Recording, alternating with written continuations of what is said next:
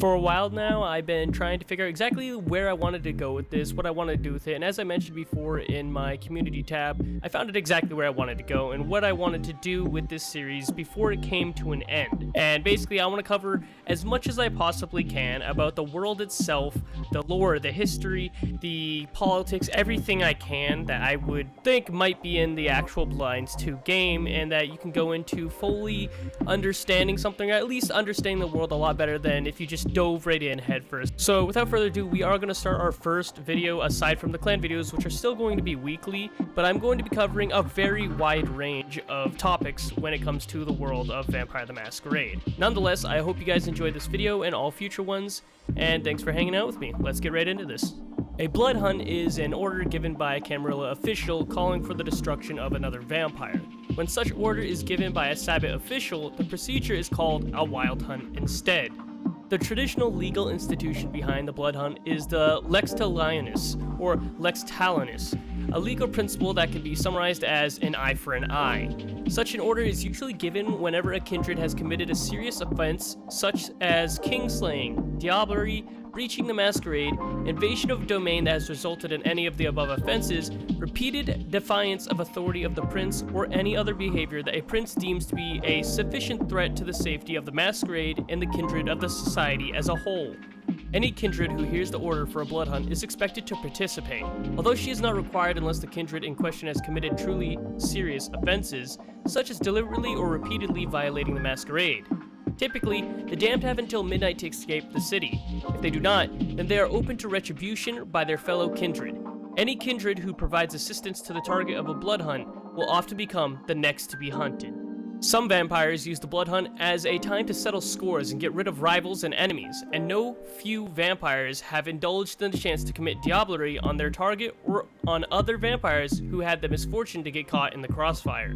Princes also have been known to use the blood hunt as a means to eliminate political or personal opposition as well, although this is strictly speaking forbidden, and the misuse of the blood hunt can have severe consequences on the prince in the long term.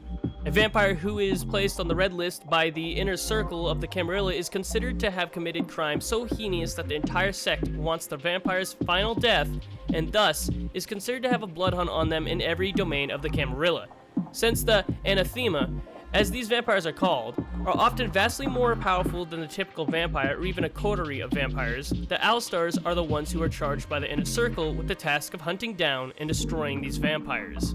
The sixth tradition, the tradition of destruction, is used as the legal pretext for enacting the lex talionis. Since the advent of the sects, kindred are often subject to the blood hunt for aiding and abetting the Sabbat, or for subverting the Camarilla's hegemony in some other fashion.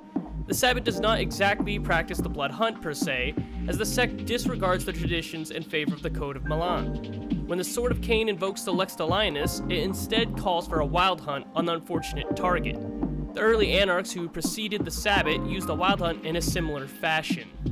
The wild hunt. One of the greatest crimes the Sabbat can commit is to turn traitor, and the sect protects its secrets. If a member reveals a sect secret to the enemy, she is punished severely. If a Sabbat leaks information of a vital nature, a priest may call for a wild hunt. The wild hunt is much like the blood hunt, but ends with the eradication of the offending Sabbat sect member, as well as anyone, kindred or kind, who may have knowledge of the betrayal. The gravity of the wild hunt depends upon the traitor in question. The packs are expected to police their own ranks, while high-profile turncoats receive the attention of archbishops, prisci, cardinals, and all those who serve them. The priest assembles the local Sabbat and formally calls them to the hunt, which is sometimes similar to the preface of a war party. Once caught, the offending Sabbat is staked and immobilized. The pack takes her before the ductus and pack priest, or bishop, etc., who recite her crimes to her pack mates.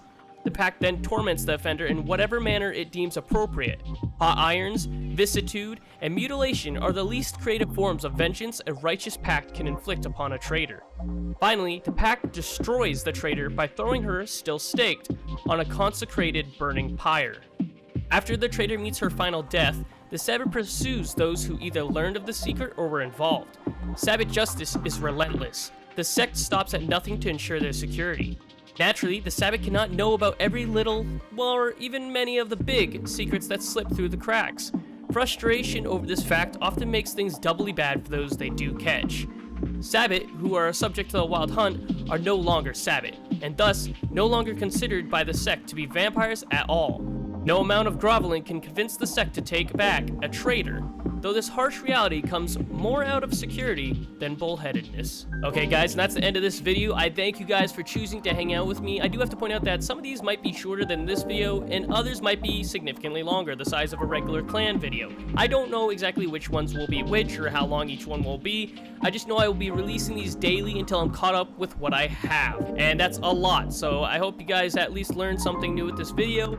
If there's something that you want to learn about and you're unsure if I'm going to cover it, feel free to comment below. If you want to know what I currently have planned to release to you guys, you can head over to the community tab and see a picture of all the things I do have currently planned, and they will be released daily up until I've caught up with them all. I want to have all of this out before the game comes out, so that when you guys dive in, you have at least a basic to an in-depth explanation of why, what, when, how, anything, or as much as I can cover, is the way it is in this world. I'm hoping that by the time you guys join the game and you play and you kick it up and you hear something in that game like, oh, what is the Blood Hunt? What is the Wild Hunt? What is a Prince? What is a Bishop, etc., that you'll be like, oh, it's this. Now I understand what this is, how far high up this position is, what this exactly means, why these people are angry because of this. I'm hoping to give you guys a better understanding of the world of darkness, of the world of Vampire the Masquerade, before you guys dive in. So ramblings aside, thank you guys for choosing to hang out with me. I will catch you guys in my next stream or release, and let's be honest, it's basically going to be releases right now, as I've said. Remember guys, don't forget to leave a like and subscribe because it means a lot to me, and then to think about joining my Discord and Patreon to help further support me in what I do, hang out with me when I'm in between streams and video releases, and then also maybe think about checking out my merch store to, well, purchase one of my various, well, items.